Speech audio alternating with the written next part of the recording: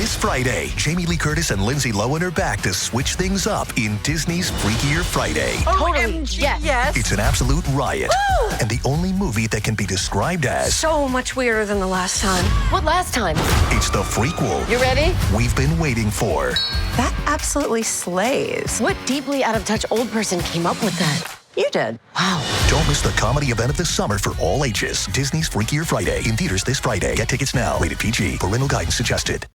This episode is brought to you by the world's first reposado from Tequila Herradura. Made with slow-cooked, hand-harvested agave sealed into oak barrels and aged 11 months.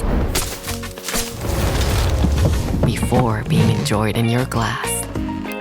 Experience the world's first reposado.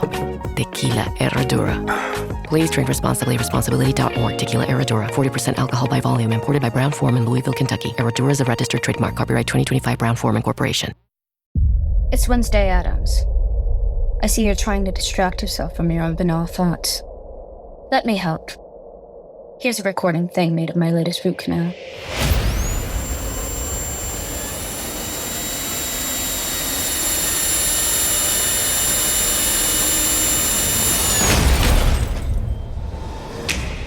Wednesday, Season 2, begins August 6th, only on Netflix.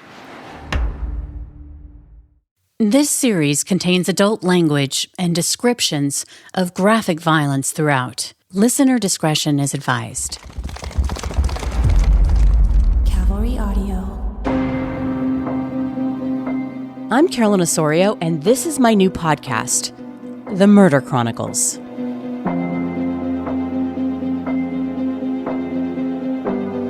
You're listening to episode 16, The Sketch.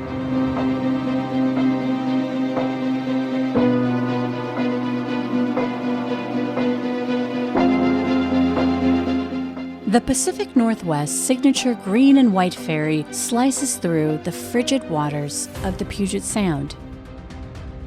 I remember clearly I was standing at the bow that day, and the biting wind was swirling my hair around. It was brutally cold, but it was clear, and the sky was brilliantly blue.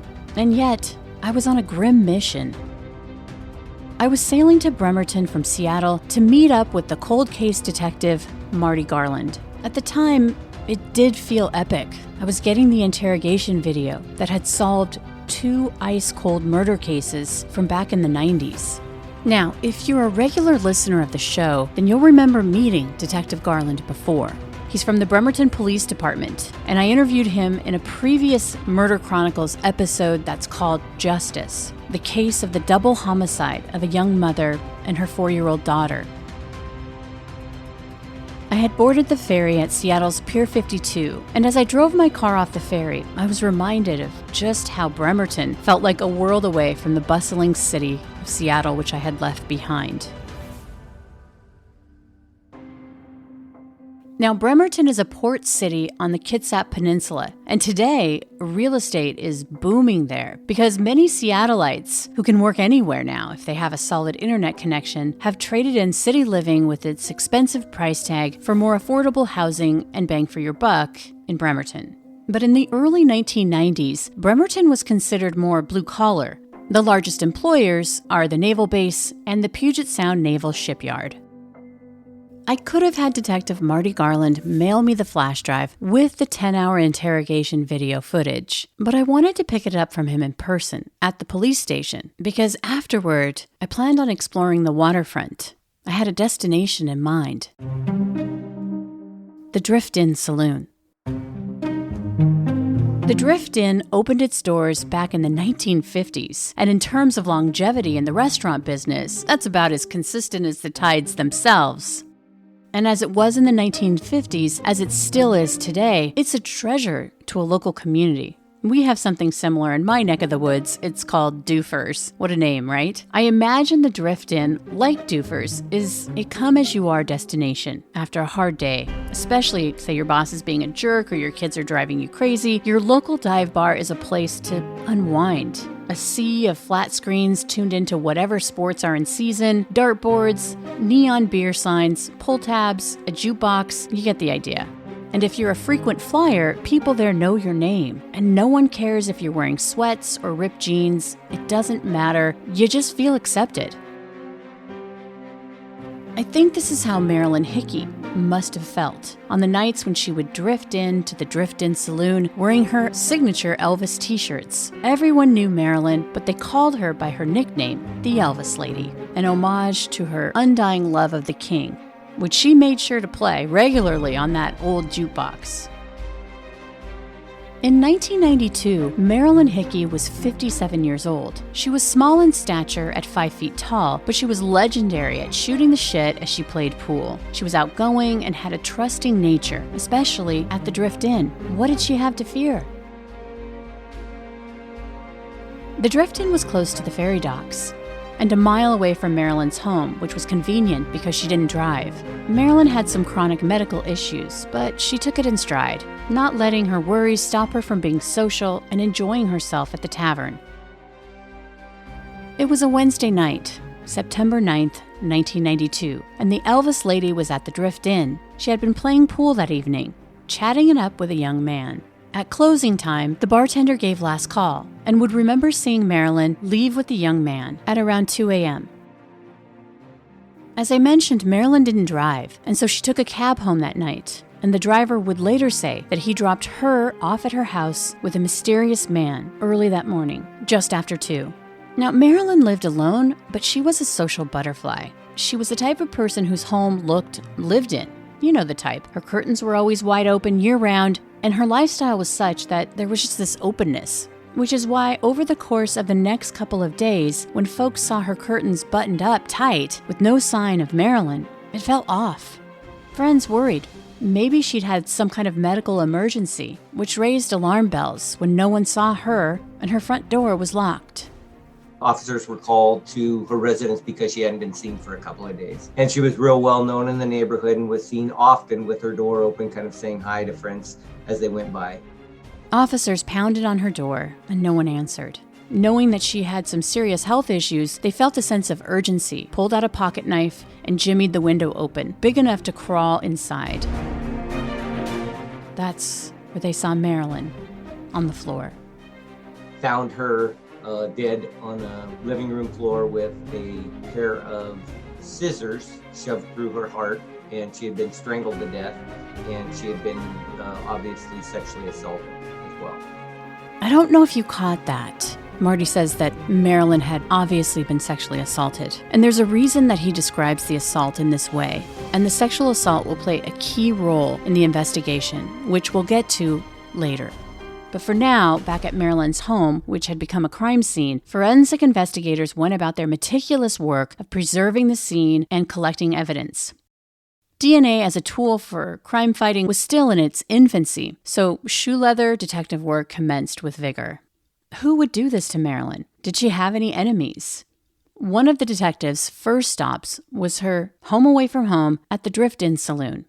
The bartender there was their first point of contact, and they recalled last seeing Marilyn leaving the tavern with a young man that night.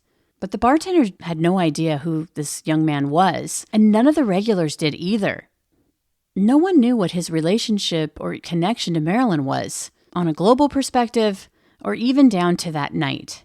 The cab driver who picked up Marilyn at the Drift-In after last call confirmed to police that he dropped her off with the young man at her house, and this stranger matched the description of the witnesses at the bar. Time of death indicated that Marilyn had died sometime after 2 a.m. when she got home from the bar. So they needed to find that stranger that, unbelievably, no one seemed to know. Investigators pinned their hopes on a composite sketch that they were able to put together with the help of the bartender, who remembered the stranger's features and what he was wearing.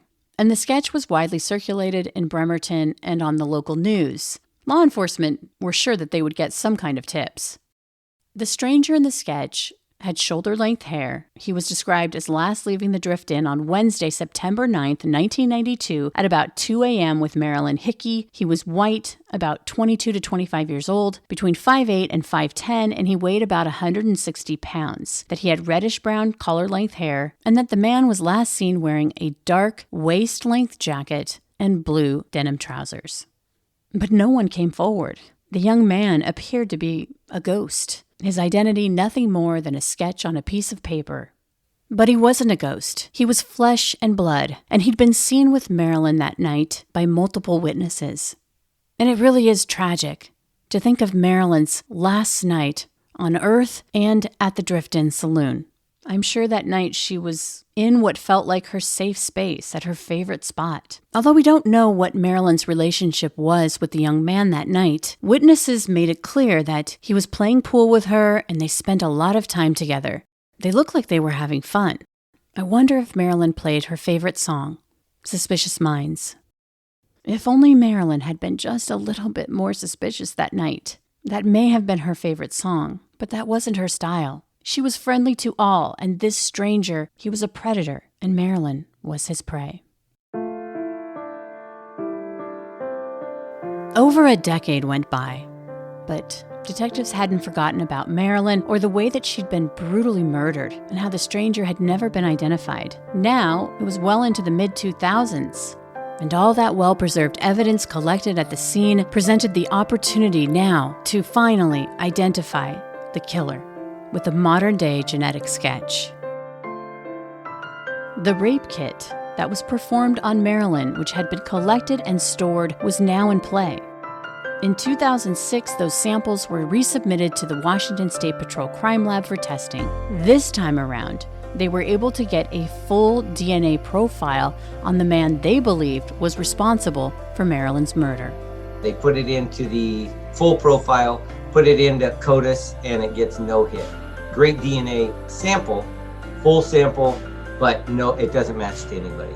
So it just sits and rattles around and rattles around and rattles around in CODIS for years to come. Another decade goes by, and the DNA rattling around CODIS suddenly stops. They get a hit, but it's not what they were expecting. The hit doesn't identify who the DNA belongs to, but investigators in Bremerton learn that the DNA belonging to who they believe is Marilyn's killer turns up at another crime scene in a different state. Cheryl Barrett from Boise, Idaho, was raped and murdered on April 21, 1994. She'd been sexually assaulted and had been stabbed in the heart. Her neck had been slashed so viciously that she'd nearly been decapitated. About 2017-ish, I am assigned the case because CODIS calls us up and says, good news, we got a hit. And they send us the details on the hit, and the hit is to another unsolved murder, not to a person. So now we've got two murders with the same full DNA profile, but neither match to an actual human being because we don't know who that person is. The Idaho cold case detective who was working Cheryl Barrett's case uploaded the DNA profile left by the man they believed was the killer, and that's what prompted the CODIS alert in the Marilyn Hickey case. Detective Garland digs into the murder investigation of Cheryl Barrett, and he finds out that the killer's MO is very similar. She was also stabbed and also strangled. In fact, her head had been nearly cut off. She was nearly decapitated during the attack on her. So they have two unsolved murder cases from the 1990s with the exact same DNA profile. So psychologically, we're thinking, just like everybody else, I think probably 90% of law enforcement or non-law enforcement would kind of put you into these categories. Our guy's either dead or he's in prison for something else along those lines, because we're thinking, why would we have these cases that are now 20 plus years old and have great full DNA profiles and nobody to match them to? You know, you'd think if this guy went on ahead of time and committed other murders or did other things that we would have eventually caught him in the intervening 20 years, or we would at least have other matches out there that we would be matching to if he kind of led this spree of, bodies across the U.S. So he's probably either a dead person or he is somebody who's been in jail for some other crime that he didn't have to have his DNA taken from. And I don't know if you're familiar with this, but there are a couple of odd states out there where they don't take your DNA until you're released from prison. So you can go to prison for 25 years and never have given your DNA until the day you're released, and then it gets matched to something. So those are kind of the odd cases that are out there. I think Colorado maybe is one of those. But so those are the kind of things that you think, well, maybe he falls into that category where he was convicted of some serious crime in one of these states, put into jail, and now we're just kind of waiting until at some point his DNA is taken. According to pewtrust.com, more than 30 states swab suspects for DNA samples when they are arrested for a felony and entered into a national database. They do this hoping to solve cold cases and prevent future crimes, but opponents say the process doesn't respect the presumption of innocence. Now that Detective Garland was aware of the second murder victim, he wanted to compare notes with the Idaho cold case detective who was working the Cheryl Barrett homicide. So Detective Garland calls up Detective Monty Iverson from Idaho and started a game of what he calls Detective Go Fish. The first thing I did was pick up the phone and call over to the detective in Boise, who now was a different detective than had been working it at the time our other detective had been working it. And his name is Monty. And Monty and I got on the phone together and we decided, you know what, we know that Detective Go Fish has already been done, but maybe there's been names added to your case file or my case file that are different, that let's go through it. And so we did that.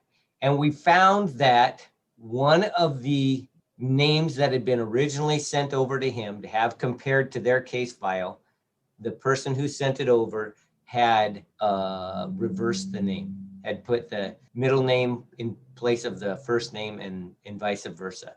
And so that's why they hadn't gotten a match. And so when we did it a second time and went through those names one by one, we found one name that matched with their case file and my case file. Finding a name connected to both cases was a huge leap forward for both of the investigations.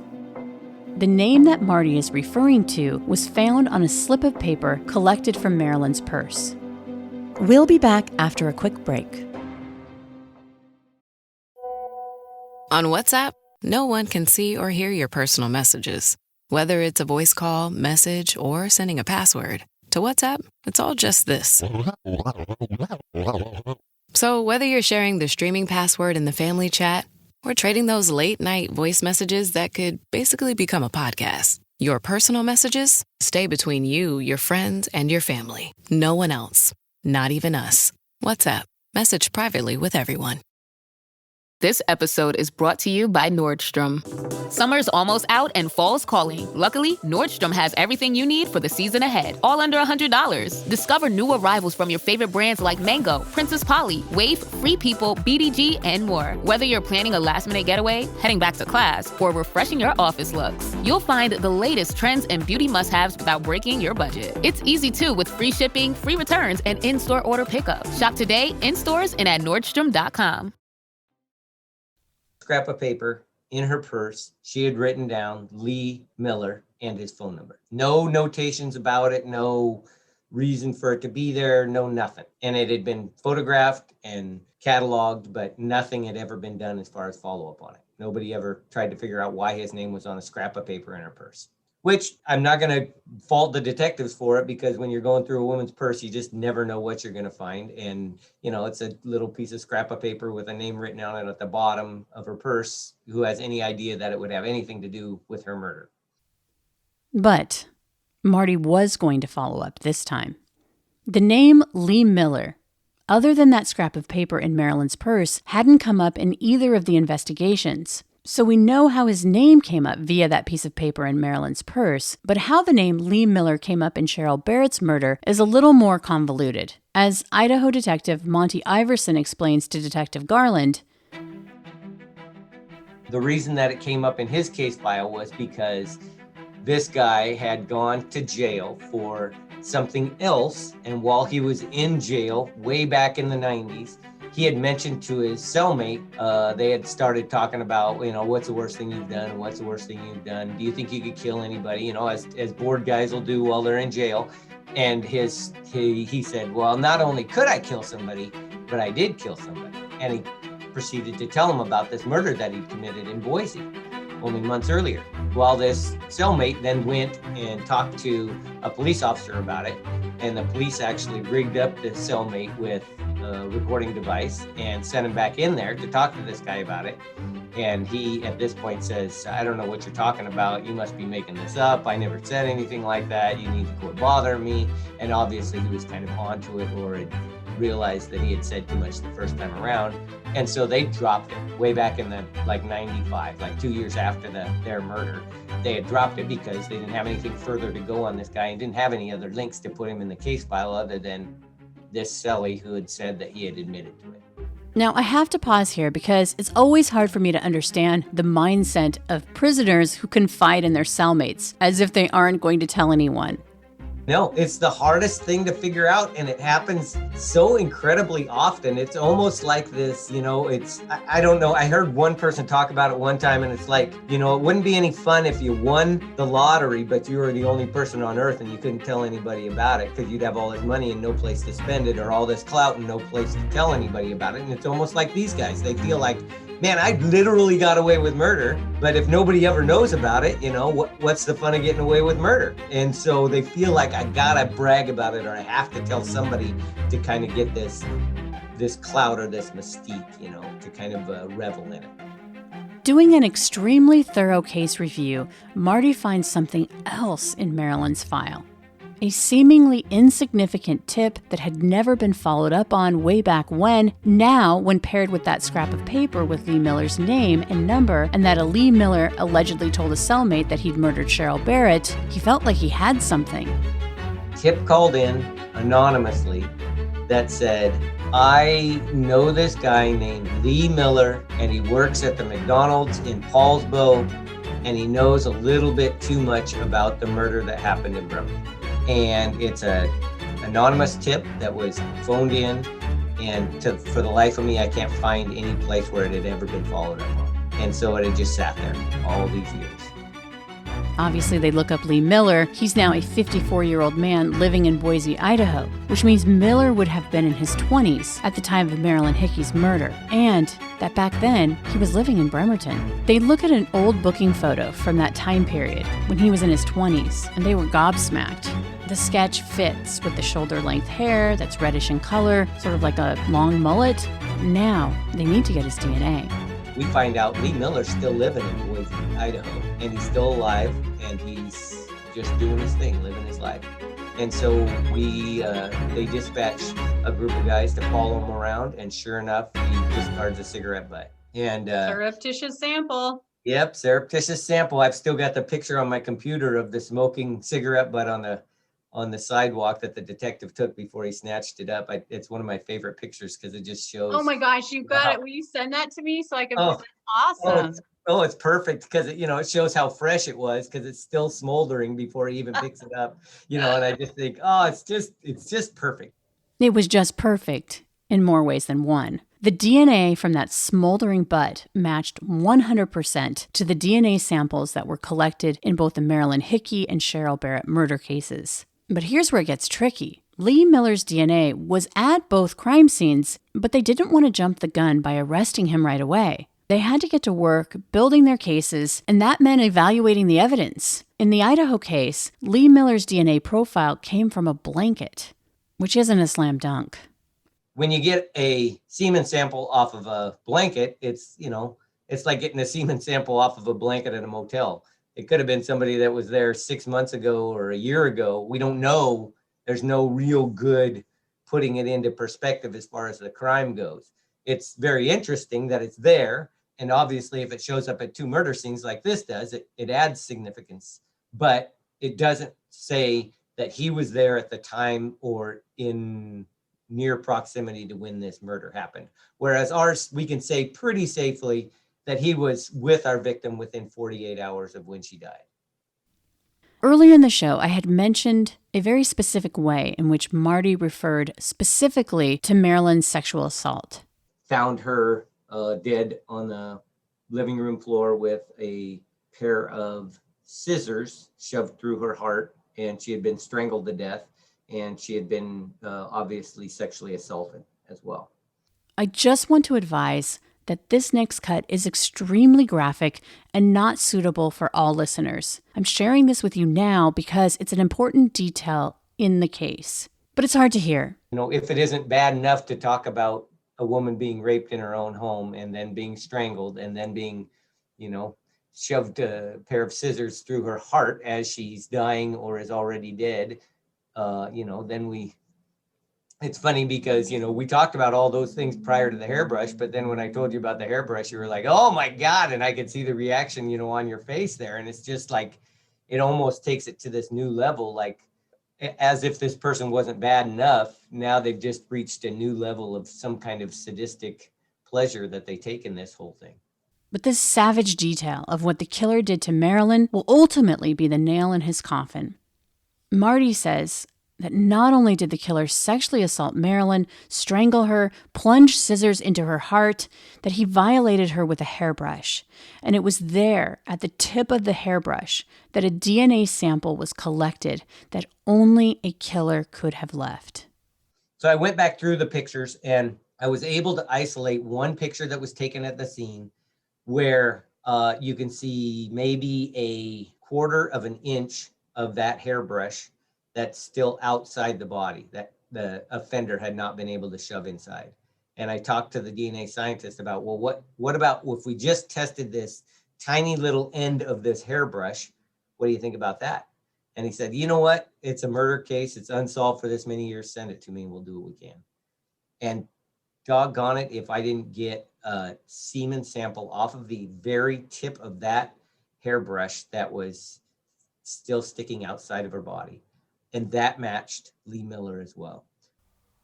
This extra step to test the tip of the hairbrush was crucial to both cases because at the end of the day, even though they had DNA from Lee Miller at both crime scenes, so strong physical evidence, add to that a lot of circumstantial evidence. Lee Miller's alleged jailhouse confession about Cheryl's murder, the sketch that was made from the bartender at the Drift Inn, which looked a lot like him, the tip called in from the fast food employee who had worked with Lee Miller around the time that Marilyn had been murdered and who had been creeped out with the conversations he had with Miller, thinking that he seemed to know a little bit too much about her murder. And the scrap of paper in Marilyn's purse with the name Lee Miller on it and his phone number. But the reality was the Idaho case was pretty much all circumstantial.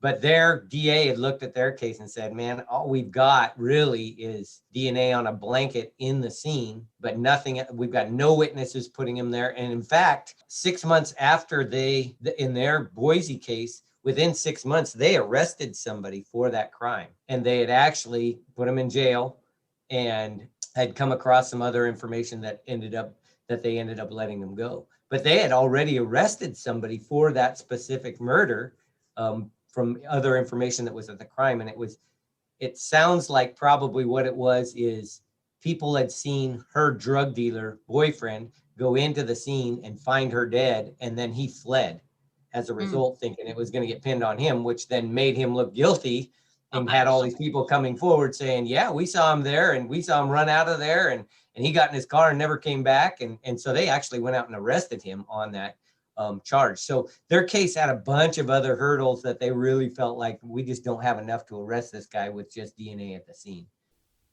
Days after Cheryl's death, Floyd Parker was arrested and charged with first-degree murder. According to an AP report, Parker had been convicted in the death of another woman almost 15 years earlier. But they jumped the gun, and 2 months after the arrest of Parker, he was released because they couldn't substantiate a murder charge. He didn't do it. Unlike the semen found on the blanket in Cheryl Barrett's home, which had Lee Miller's DNA on it, the hairbrush tied Lee Miller to Marilyn. Damning physical evidence. At that point, we knew our case was very much stronger than their case was. And so I was able to get a murder warrant based upon that evidence. In January 2019, Marty flew out to Boise with an arrest warrant for Lee Miller for the murder of Marilyn Hickey. It was the first time that Marty had met Detective Monty Iverson in person, but it was like they were old friends. They'd been working their cases so closely. Now they strategized about how they would interrogate Lee Miller, who they left stewing in a room after he'd been arrested at a traffic stop. It had been 27 years since Marilyn's murder. The interview starts off as a get-to-know-ya. At this point, Miller has no idea why he's been arrested out of the blue at a traffic stop. He looks like any regular old 52-year-old guy who's kind of lived a little bit more of a rough life, and he presented very friendly and like Joe average neighbor, and he was raising his 2 daughters by himself, and he was holding down a job and was just a regular dude. There's nothing in his life that would raise any kind of red flags or anything. Then Marty dropped the bomb. What was your relationship with Marilyn Hickey? You crash on her couch sometimes or at her place? Yeah. And you'd sleep there sometimes? Yeah, I'd sleep on the floor. Okay. And did you ever I'd wake up on the floor, I should say. Okay. Did you ever bathe there? I don't remember if I did or not. Okay. You say I was drinking a lot back then, and some things are spotty and some things come back. I mean, I remember going to the arcade all the time when I was growing up and hanging out down there, and I still remember some of my friends. And the laundromat arcade there, the Pump Palace? Yeah. The one that, what's his name? Because everybody always thought that he did it for insurance when it first. I want to say the guy's name was Mike. And here's where the interview chess match starts. Both sides feeling each other out. Lee Miller has no idea about the DNA found on the hairbrush, but he's got to be wondering what they have. For his part, he constantly changes the subject away from Marilyn, talking about random, unimportant details like the laundromat burning down and saying that he was drinking a lot back then and blacking out. This would be a 10-hour interview, so it's not a sprint, it's a marathon. And what they are hoping is to get a confession for both murders, which means they need to do the work of building rapport. And whenever the questions get tough, Lee Miller is always reminding them of he was drinking a lot back then and blacking out. At some point, you're going to have to stand up and account for what happened here. And if that's your story, if your story is, I don't remember because I blacked out. I must have been blacked out because I just don't remember. I don't remember. If that's going to be your story, then I'm going to stand up and say, why didn't you ever go back to her house and play cards again? Why didn't you ever go back to her house and have sex again? I had a girlfriend. Well, you were there having sex with her that night. Why didn't you ever go back? Why didn't you ever play pool with her again? Why didn't you ever ask any of her friends about her again? I don't remember playing pool with her. Okay, you did play pool with her because you played that night that you guys were at the bar, you played. I have a witness that put you there playing pool with her that night. So why didn't you ever go play, why didn't you ever go drink with her again? Why didn't you ever ask anybody about her again? I've been to Bremerton, but I'm guessing back in the 90s, it's not that big of a town. No. That was going to be major news. You were going to run into somebody to hear about this lady that got killed. So even if you did black out, even if you did black out that night, and if that's the case, you can't tell me for the next year and a half that you were still in Bremerton, Washington, that you didn't hear about her death. No, I did not. That's the issue we're going to have. I did not. That's the issue that the jury's going to have. I understand that, and I'm getting what you're saying, but I don't have any memory of this. More Murder Chronicles after the break. Una silla de masajes puede parecer extravagante. 8 configuraciones diferentes, intensidad ajustable, además es calefaccionado. Y se siente tan bien. Sí, una silla de masajes puede parecer extravagante. Y 2, bueno, aún más. Pero cuando esas sillas de masajes vienen con un auto, se vuelven bastante prácticas. El nuevo Volkswagen Tiguan 2025 con funciones premium como los asientos delanteros con masaje disponibles. Solo parece extravagante. It's back to school season and Clorox is donating 2 million disinfecting wipes to classrooms across America. Because back to school means things can get a little bit messy. Just ask second grade teacher Mr. Torres. Put me and just one Clorox wipe on a team, we can take on crayon smudges, sticky fingerprints on every surface, sneezes on the door handle, juice box explosion by the sink, snack crumbs, and don't even get me started on the bathroom passes. Clorox disinfecting wipes, teacher's #1 wipe. Think about it. Bathroom passes. Clean feels good. Based on unit sales data. When the detectives brought up the Cheryl Barrett murder, the similarities between the way the women had been raped and murdered with scissors plunged into Marilyn Hickey and a knife plunged into Cheryl's chest, at some point, Lee Miller broke. Sort of. He admitted to killing Cheryl, but said it was an act of self-defense. The detectives pointed to a candy bar on the table, and they asked him, if it was self-defense, use that candy bar as a knife and show us. And so they're standing in front of me facing one another. And Monty holds up this candy bar knife in his hand and he says, was it about here or about here? And Lee adjusts his hand and says, no, it was about here. And he says, okay, so I'm coming towards you. And he takes a step towards Lee Miller, and Lee reaches out and grabs his hand in this fluid motion and absolutely turns the candy bar and shoves it right into Monty's chest. Just exactly like his victim had been killed, with this knife shoved right through her chest bone. And it was so shocking and so quick that it made me stand up out of my seat like I was witnessing, an assault or something in front of me. It was very shocking. And Lee was kind of at the point, he realizes, that it all happened quick, and he's like, hey, I'm sorry, I didn't mean to upset anybody, but it was almost like he was literally reliving that moment when he shoved that knife into her chest. If her head was almost cut off and the things that you claim, I must have blacked out and I don't know what happened there, so he always had this kind of blackout story that he went back to. Marty describes in that moment. Now, he's a seasoned detective at this point, but even he feels shocked by witnessing the sort of metamorphosis of a man who had just presented himself as this average Joe Blow, and then suddenly, in that moment, becomes a cold-blooded killer.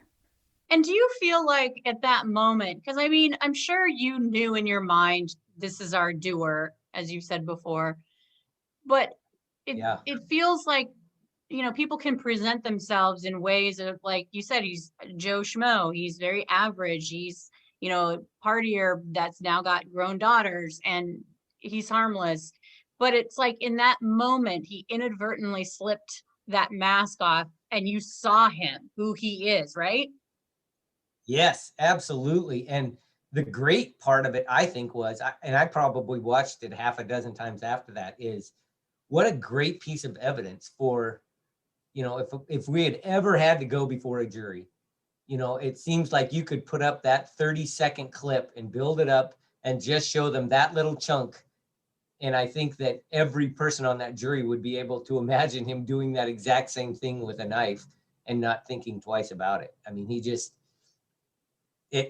It just was, for lack of a better term, it was just amazing to watch him kind of turn it on and turn it off like that and become back to this regular guy and kind of apologetic and, geez, I'm sorry and I hope I didn't alarm you, kind of afterwards, and showed you how he was truly this psychopath that could live one way one moment and a different way a different moment. Marty brought the interrogation back to Marilyn Hickey. Lee, we're kind of getting down to brass tacks here. We're running out of stuff to talk about. The only thing I remember doing was going and playing cards and drinking and having sex with this lady. And there is ample evidence that those things happened, okay?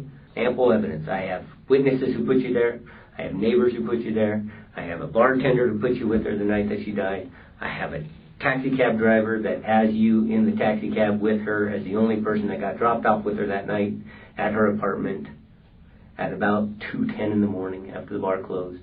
There's about 3 hours there where she's last seen with you going into her apartment and she's never seen alive again. She's found dead and she's got your semen inside of her and your DNA on a hairbrush that's inserted in her. I have no idea any of that. And the detectives called him on his denials. The two of them died as a result of injuries to their neck. The fact that both of them died right after or during sex. The fact that both of them died and ended up with heart wounds. Something shoved through their heart. Okay? The fact that you have a tattoo on your arm that has a dagger through a heart. You have a better chance of winning the lottery or being hit by lightning bolt than having two women die in two different states where the last person that they're around has your DNA on their dead bodies. That just doesn't happen. There's no coincidence. I can't explain this.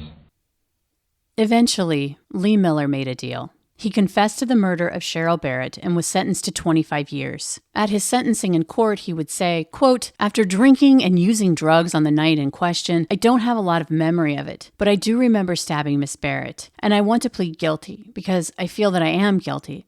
I basically have no defense for this. Lee Miller took an Alford plea to the second-degree murder of Marilyn Hickey. An Alford plea is when a defendant asserts innocence, but acknowledges the evidence against them is so overwhelming they would likely be found guilty. Sentencing for the Alford plea in Washington state for Marilyn's murder was at the discretion of the judge. By making these plea deals, Miller was no doubt hoping that the judge would sign off on a 25-year sentence for both murders. But instead, the judge sentenced Miller to 17 more years because of the brutality of the crimes. Once the judge decided that that was what she was going to do, she swung her gavel and it was all over with. It was kind of this moment in the courtroom where it almost sucked the breath out of everybody who was in there because nobody expected it. And when she did it and she crashed down her gavel at the end of it after she'd made the ruling, she looked over at me because I'm sitting all by myself over in the jury box and gave me this just the faintest wink, like, yeah, we got him. Don't worry about it. We're going to take care of things, kind of thing. And I just thought, that's just awesome. I just really appreciated that she understood the gravity of the case and said, no, this guy is not somebody who should be out amongst regular people anymore. During our interview, Detective Garland shares a detail that was kind of offhand and yet really telling about his relationship with Miller. We flew from Boise to Seattle. And as we got up in the air, we're kind of banking coming out of Boise and turning towards Seattle. He turns over and he looks at me and he says, "Is this normal?" And I said, "Oh, yeah, they always do this coming out of Boise. They always take off going south and then you have to turn real hard and go back north towards Seattle." And he goes, "Okay," because I never been on an airplane before. And this was his one and only airplane trip he'd ever taken in his life. And it was to go to prison for the rest of his life. And I just thought, man, there's some irony there. I don't know. It's just very interesting. It struck me in that moment that Detective Garland is sitting next to this murderer. He knows exactly what he did to these women. He's seen the photos. And yet, he is still able to keep him calm, and they're bonded in a bizarre way. That exchange on the flight is a small example of this. It isn't the first time when talking with a homicide detective that I've heard these sort of intimate details between homicide detectives and the killers that they put away. There is this unusual bond that develops between suspect and detective when you spend 10 hours in a room with somebody, sharing a meal and talking about the most intimate details of their life. And, you kind of develop this odd, I wouldn't say friendship, but kind of kinship, in as much as they develop this trust in you, that they're willing to share these things with you that they would never, if you had asked them at the beginning of the interview, they'd never say that they were planning on admitting. And, you have to kind of overcome that and you have to develop this bond. And that bond is a real thing, at least on their side. I mean, there's been many times where I've been asked, are you going to be there on my court date? Because I want to make sure you're there. Like they want to be able to know that you're going to be there, like you're supporting them, like you're their friend. And, not realizing, yeah, I'm going to be there, but I'm going to be at the table on the other side of the room, not on your side, kind of thing, because there's this interesting dynamic that develops between people when they spend that much time talking about intimate things that, only the two of them know that well, one because they were there and one because they've studied the case for, many, many, many hours. On a side note, Detective Garland says that Miller had never went into the why of his crimes, but Marty did look back through some records and found that Lee Miller was named as a person of interest in a home invasion rape case that was never solved back around the same time in the same neighborhood as Marilyn. But never convicted of it. And it happened only 3 months before Marilyn was ever killed. And it's almost like you could see he was working his way up to this, or he had been committed this rape and this woman had then come back to accuse him of it. So he had determined in his mind, okay, I'm not going to leave victims alive to point the finger at me anymore. I'm just going to kill them, after I commit these rapes. When detectives asked Lee Miller if there were any more murder victims, he said, quote, "I don't know. I hope not." And if you're curious why Marilyn had that scrap of paper with Lee Miller's name on it, the answer came from that tip that was called in from that McDonald's employee. Because Lee said he was looking for a place to stay in Bremerton, not up in Paulsbo anymore. And I knew Marilyn knew a lot of people downtown. So I had told Lee, I would pass his name along to Marilyn, and she would contact him if she ever found a place for him to live. And that's why his name was on a scrap of paper in her purse. So interesting how things come around. And this guy worked at McDonald's with Lee Miller. That was the McDonald's Paulsbo connection that somebody had called in and said, you know, hey, this guy who works at the Paulsbo McDonald's named Lee Miller knows a little bit too much about the case. And that was also the connection to that piece of paper in her purse. So it's interesting when you kind of, you get to see the whole puzzle, how the pieces fit together, you know, after you're able to see the finished product. The linchpin in this case wasn't just the DNA, but the relationship and partnership in sharing information between Detective Marty Garland and Detective Monty Iverson, which is ironic because so often the stories of law enforcement not working together often get the headlines.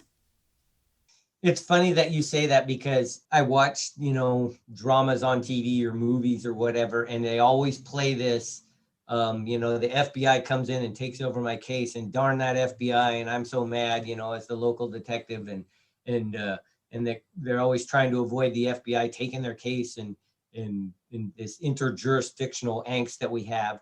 And it's so funny because, you know, I've been a cop for 20 years and being a detective for 10 years.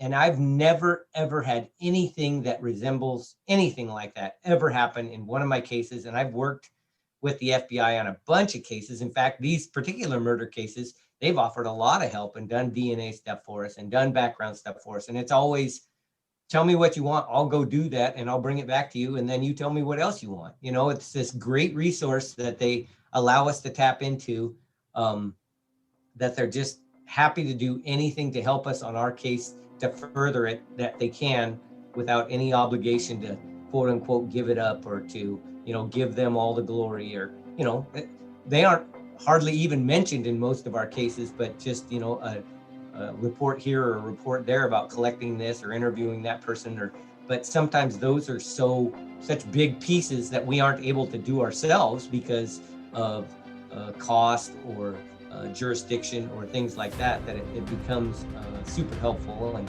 And I think that in my experience is the norm as opposed to being the exception.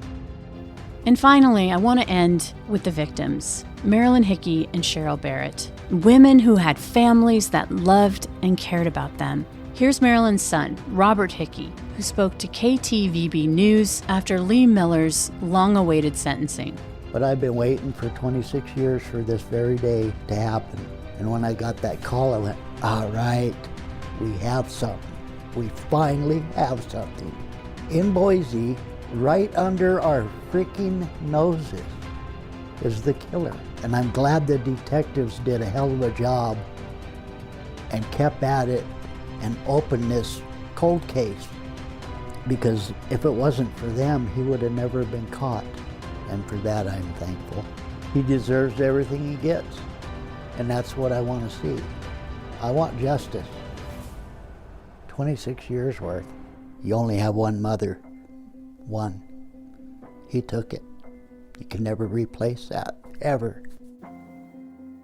Hey listeners, before I let you go, if you're interested in learning more about this case and all the other cases we've covered so far on the Murder Chronicles, subscribe to Cavalry Plus on Apple Podcasts. There, you'll have access to the episodes ad-free and weekly bonus content where my producer, Brandon Morgan, and I really dig into the cases. And as always, thanks for listening.